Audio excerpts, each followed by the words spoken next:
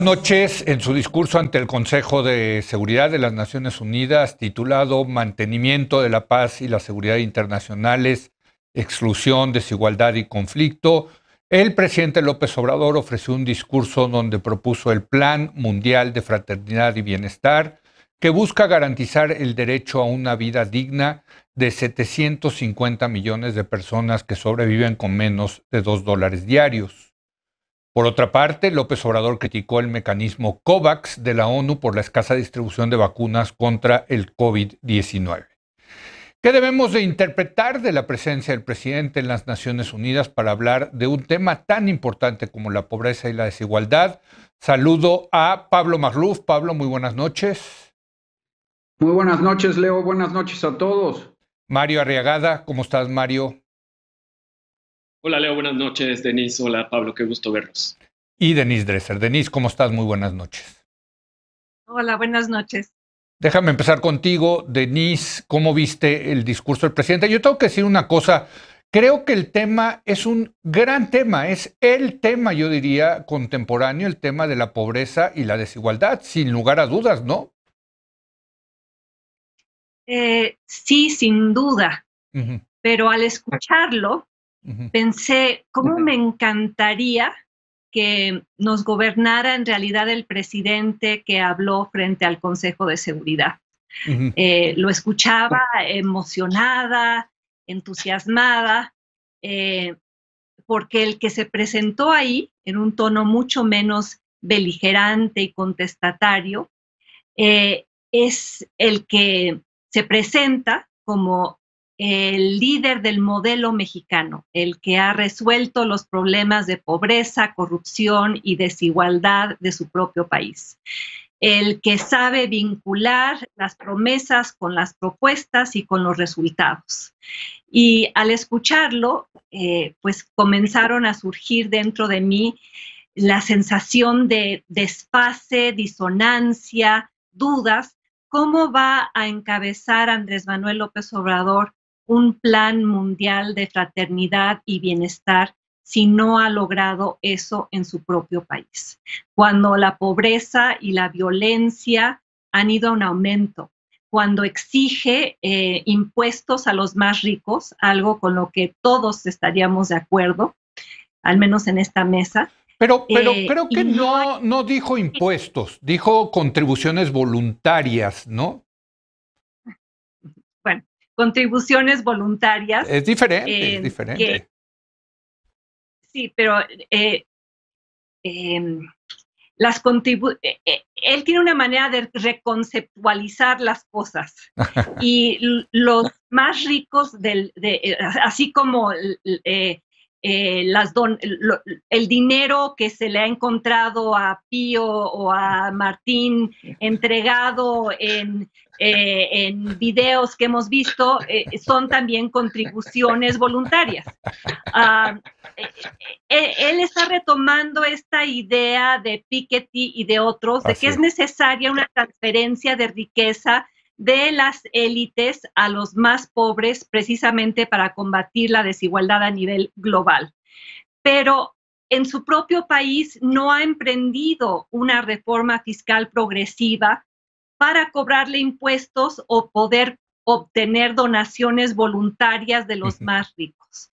Vimos a un Andrés Manuel López Obrador que le gustaría encarnar al Gandhi, a la Madre Teresa, mexicanas, con un discurso muy similar al de las mañaneras. El presidente que utiliza la tribuna como un púlpito cuasi religioso, al que le gusta pregonar, pero no le interesa debatir, y tener interlocución, el que va y presenta sus ideas, pero que ha rechazado participar en foros multilaterales donde esas ideas podrían debatirse e instrumentarse.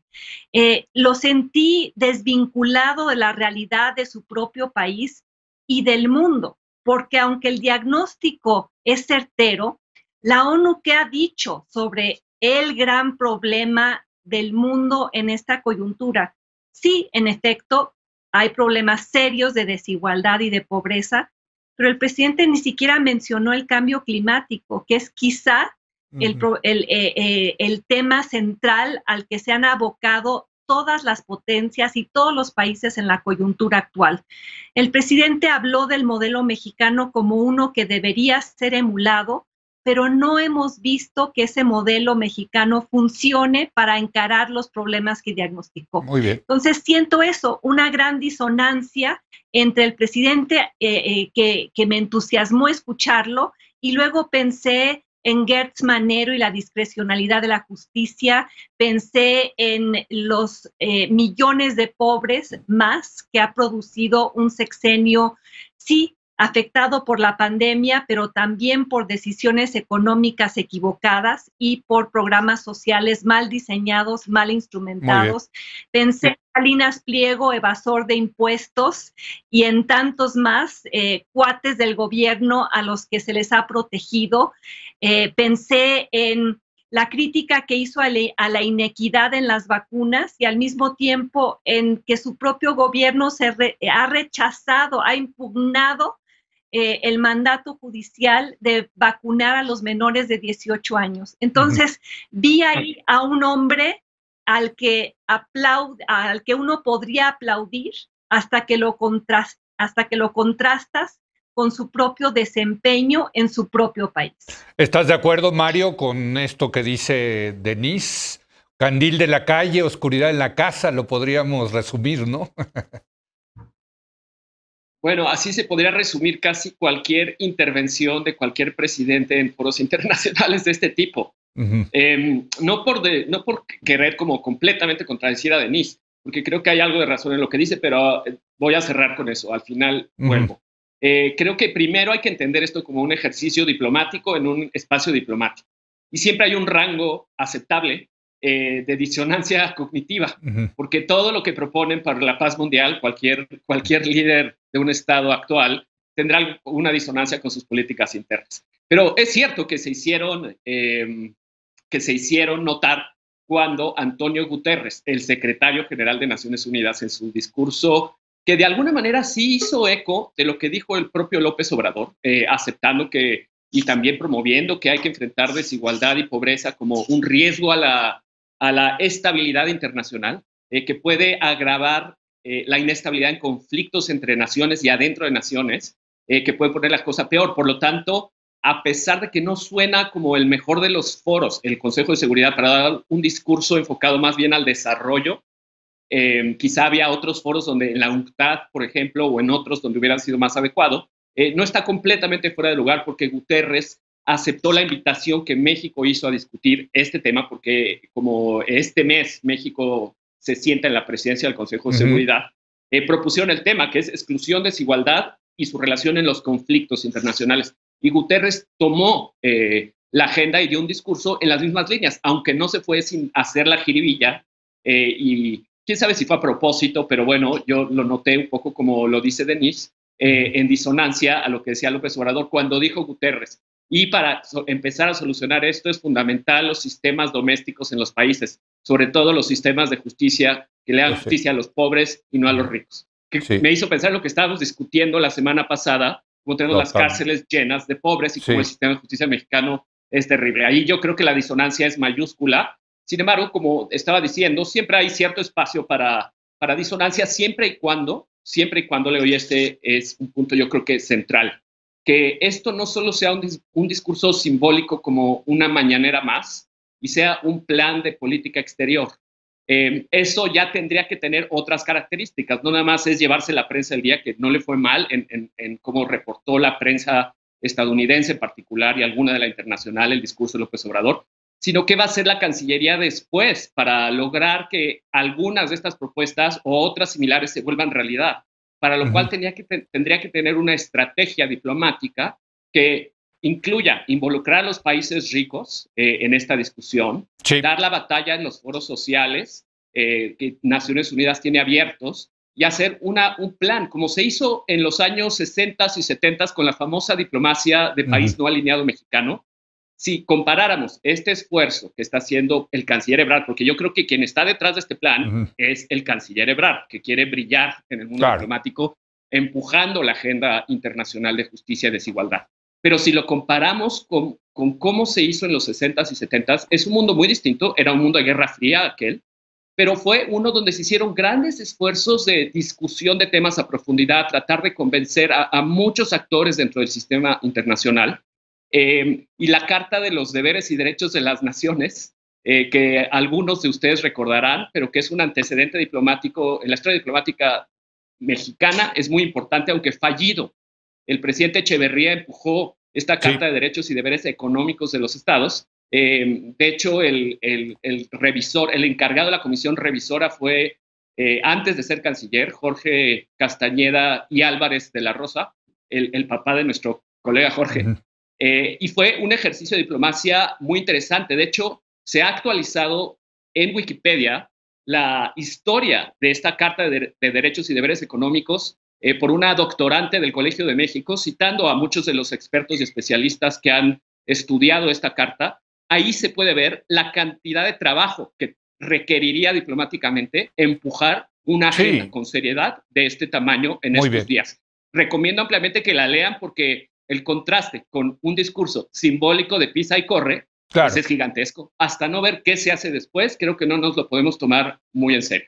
Bueno, y esto que se decía de la pobreza en nuestro país, va el presidente a hablar de la pobreza en el mundo. Yo insisto, gran tema, un tema de la mayor relevancia. Pablo, ayer el presidente del INEGI, Julio Santaella, estoy viendo aquí, publicó un Twitter con una gráfica de la evolución de las clases medias mexicanas y lo que significa, hay una caída importante del 40%, o sea, hoy en día el 42.2% de los hogares mexicanos son de clase media, cuando en 2018, cuando tomó posición el presidente López Obrador, era el 46.7%. Y no es, hay que decirlo claramente, que esa diferencia se hayan hecho ricos, ¿no? Hayan pasado a la clase rica, sino que pasaron a la clase pobre, ¿no? Sí, pues es el cinismo que apuntaba Denise. Y en el otro tema que también se abordó, que es corrupción, el World Justice Project nos acaba de poner como el quinto país más corrupto del mundo. Sí. Entonces, pero mi crítica no va por ahí, aunque la suscribo. Mi crítica más bien es que fue una oportunidad perdida, Leo, por varias razones. Es la primera vez que México preside la sesión general del Consejo de Seguridad. No las rotativas mensuales, pero sí la sesión general. Y eso significaba poder entrarle verdaderamente a los temas de seguridad geopolítica. Se puede esgrimir el argumento de que la desigualdad y la pobreza son temas cruciales para la estabilidad global, pero el Consejo de Seguridad no tiene propiamente mecanismos ni herramientas para tratar esos temas.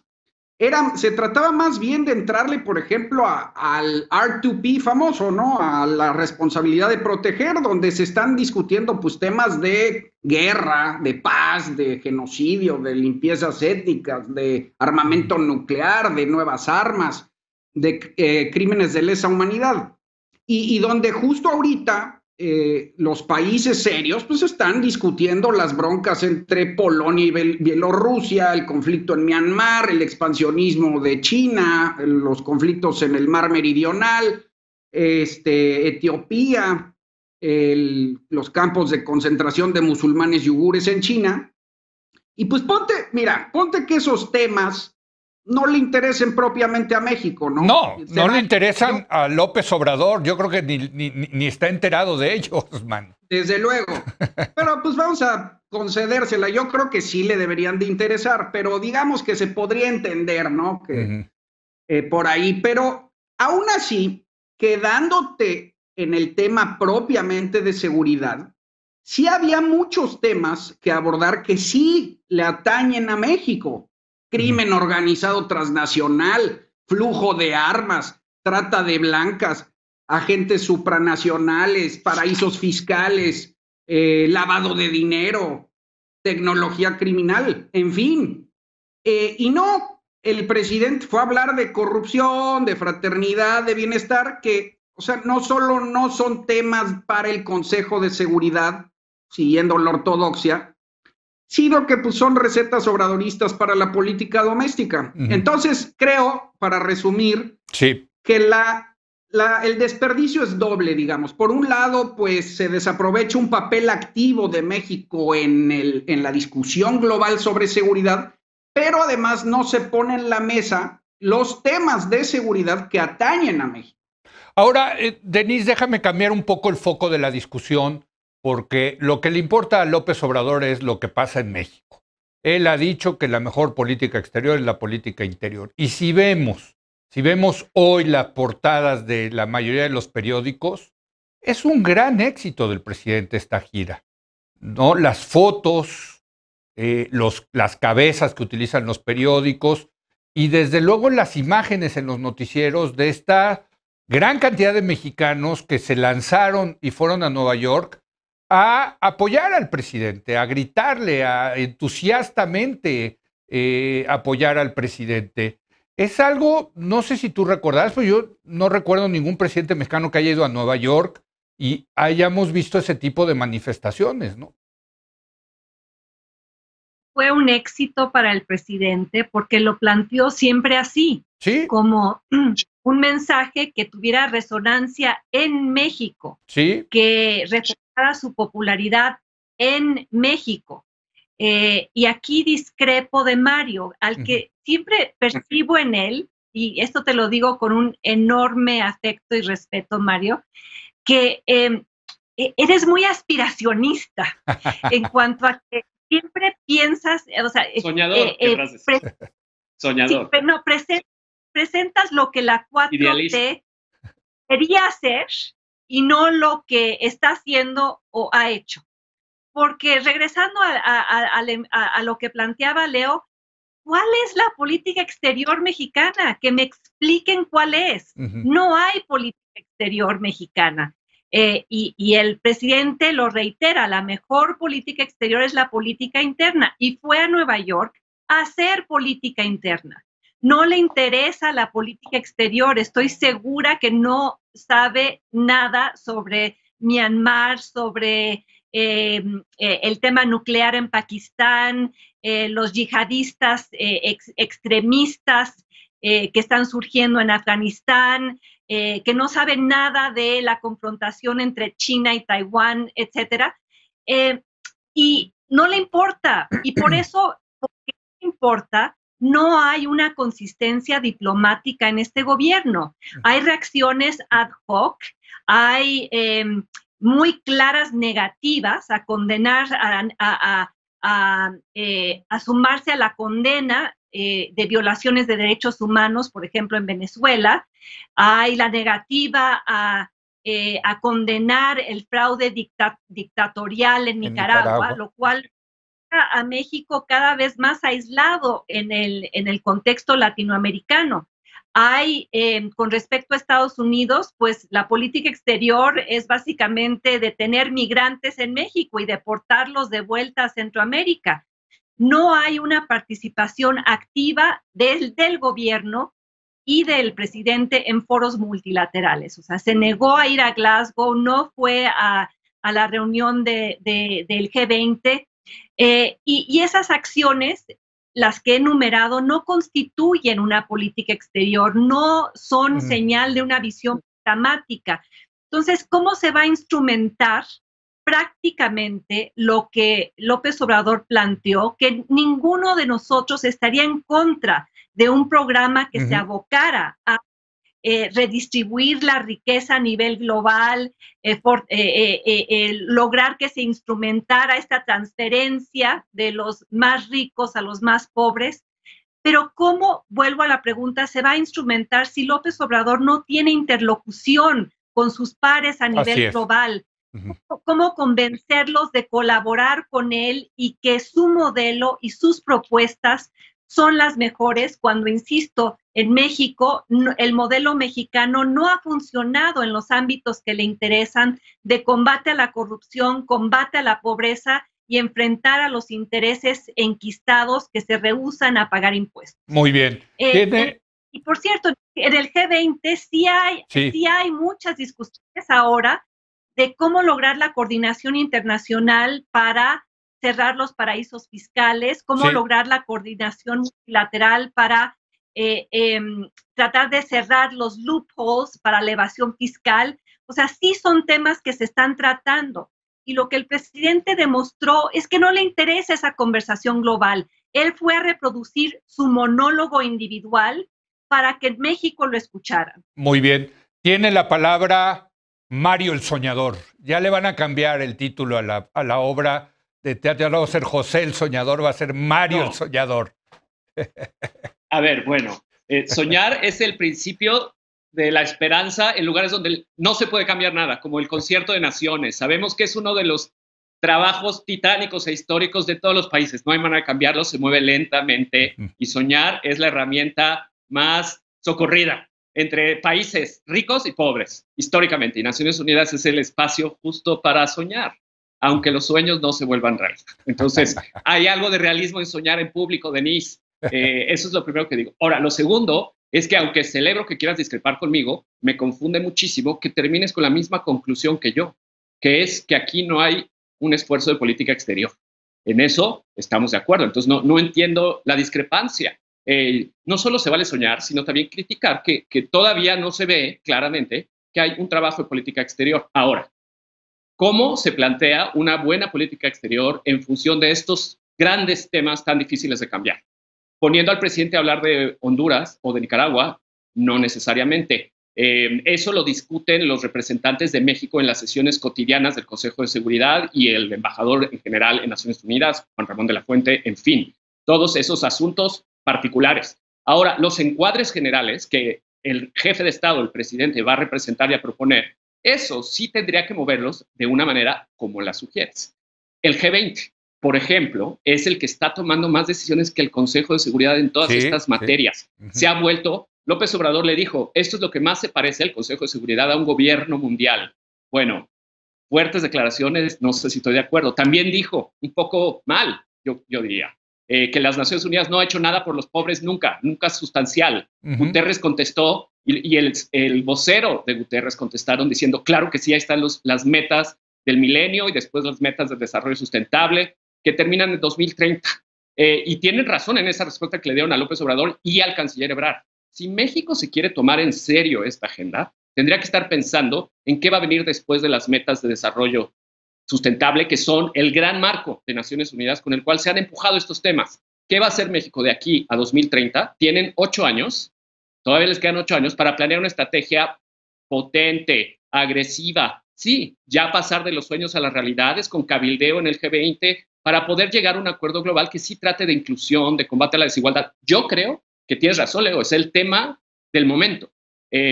Ya el medio ambiente se ha vuelto como una de las normas centrales y esas metas de desarrollo sustentable que asocian con la COP26 y otros esfuerzos internacionales tuvieron su momento de sueño. Este es el momento de soñar con la siguiente agenda, que yo sí creo es la de la inclusión, la desigualdad, para construir mejor seguridad internacional. Bueno, y siguiendo con la parte bíblica, tiene la palabra el apóstol Pablo. El apóstol Juan, ¿de quién, Leo? El apocalíptico. El apocalíptico Pablo, está bueno eso. Oye, bueno, mira, a ver, pero es que yo quiero insistir en que está muy bien lo que dice Mario, pero pongo énfasis en que no eran los temas para el Consejo de Seguridad. Para los temas que plantea Mario y que plantea Denise y que según ustedes son el tema del momento. ¿Tú no crees que sea el tema del momento, la pobreza y la desigualdad, Pablo? No. Claro que es, ¿no? Desde luego, no estoy tan seguro que se deban atender dentro de una lógica de seguridad de paz y guerra, de paz y guerra en específico. Pero sí se puede esgrimir el argumento que son consustanciales para la sustentabilidad, para la estabilidad. Pero pues justamente de ahí vino digamos que la respuesta de varios países, ¿no? Para empezar, el representante de Rusia dijo, señores mexicanos, este no es el foro para estos temas. Si quieren presentar esos temas, váyanse al Consejo Económico Social o la Asamblea General, pero aquí se tratan otros temas de otra naturaleza que en efecto en la liturgia del Consejo de Seguridad está establecido. No cuentan con las herramientas ni con los mecanismos para hacerlas efectivas. El representante de China más o menos dijo lo mismo. Dijo, señor López Obrador, usted no se mete en la soberanía de los países, cada país verá cómo le hace para mantener la pobreza a su interior calmada, ¿no? Y además, yo creo que en teoría se ha discutido mucho, en teoría este tipo de esfuerzos no funcionan, Leo. Si no mal recuerdo, pues Angus Deaton ya desde hace mucho pues desmintió que estos planes globales de filantropía y de ayuda bilateral pues sean realmente efectivos. Y dijo, ¿por qué no sirven? La ayuda generalmente no llega, los acaparan los regímenes al interior, los grupos de poder al interior de los países. No se aplican los programas de manera quirúrgica a donde verdaderamente se necesita, sino generalmente a burocracias. En fin, y yo creo que por esas razones discrepo de que le haya ido bien a López Obrador. No sé quién mencionó que la prensa internacional lo trató bien, pero... No, la nacional, a ver, que quede claro, porque no, la internacional no peló para nada al presidente. No. Exacto. No, entonces, la nacional, si tú ves hoy las portadas de los periódicos nacionales, es impresionante, ¿eh?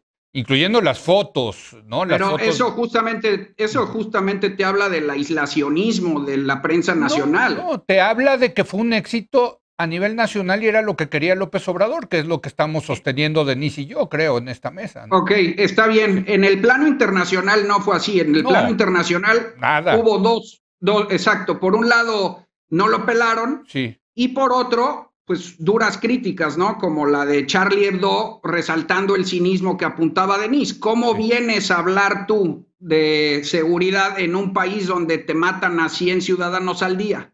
Sí. Bueno, oigan, se me acabó el tiempo de esta mesa que estuvo muy bíblica. Denise, te voy a dar 30 segundos, pero venga, 30 máximo, venga. Sí, es que quiero responderle a Mario. A ver, Mario, nuestro diagnóstico es idéntico.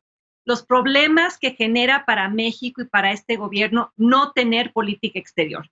Pero tú crees que todavía va a haber un golpe de timón, que puede haberlo, que el presidente se va a despertar una mañana y va a decir, sí me interesa el mundo y el papel que México puede y debe tener en el mundo.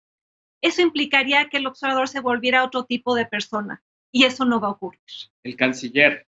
Si el canciller quiere ser presidente, tiene que hacer más. Yo diría eso más bien. Bueno, yo creo que ya lo está haciendo. Estamos viendo ya un cambio comparado a la primera mitad de este sexenio. Estamos viendo un López Obrador más activo. Por cierto, va la semana que entra a Washington a la reunión trilateral México, Estados Unidos y Canadá. Se va a reunir con Biden, se va a reunir con Trudeau. En fin, ahí va haciendo su chamba Marcelo Ebrard, que eso es lo que evidentemente él sabe que lo puede colocar dentro de la ruta para la candidatura presidencial. Pero bueno, oiga, ya se nos acabó ahora sí el tiempo. Gracias, Denise. Gracias, Apocalíptico. Gracias. Y gracias, Soñador. Gracias a ustedes. Bueno, vamos a hacer una breve pausa. Oiga, viene Javier Sicilia, conocido por usted, el poeta. Vamos a hablar con Javier del estado de la violencia e impunidad en el país. Regresamos.